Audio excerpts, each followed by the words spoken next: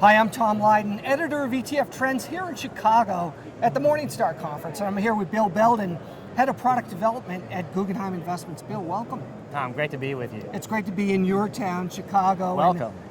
It's a great conference, and Guggenheim's been doing a lot of exciting things, but specifically, we want to talk about this rising rate environment and what are advisors doing today? We've been talking about it for years, but are they finally starting to move?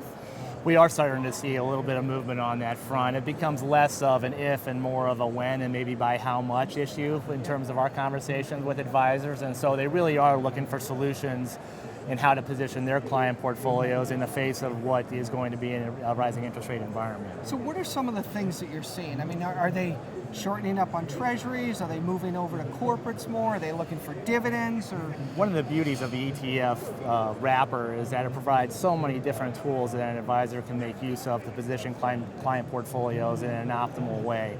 One of the things that we see getting a lot of traction, particularly in a rising interest rate environment, or at least expectations for a rising interest rate environment, is our bullet share suite of defined maturity ETFs. Okay. And so these products, which blend the best aspects of owning an individual bond with owning a bond ETF or a bond fund, because they have that finite life to them, really help advisors position client portfolios in a way that helps mitigate interest rate risk. Okay, so let's get specific on how they work. So you have a corporate bond ETF that the underlying holdings are set to mature at a certain date, correct? Exactly. So we have a suite of 18 bullet shares ETFs, 10 in the investment grade corporate space, 8 in the high yield corporate space. Each one of those tracks the bonds that have effective maturities in that corresponding year. So for example, 2015 will hold all of the investment grade corporate bonds that have an effective maturity date of this particular calendar year.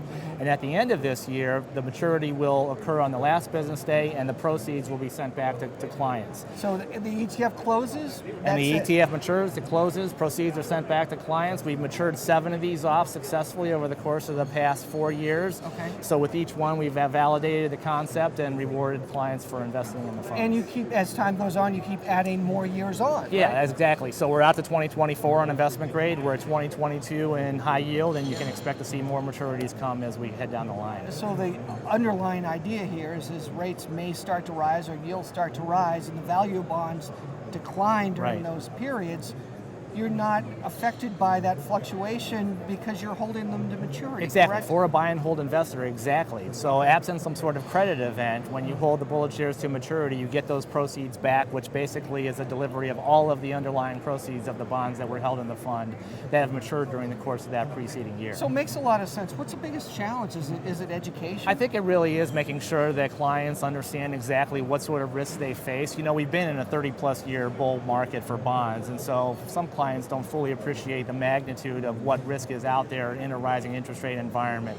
So getting them to understand that risk and the fact that there are solutions that can help mitigate that risk, and that's what the bullet shares can help them do. Great, Bill. Hey, thanks. Great seeing you.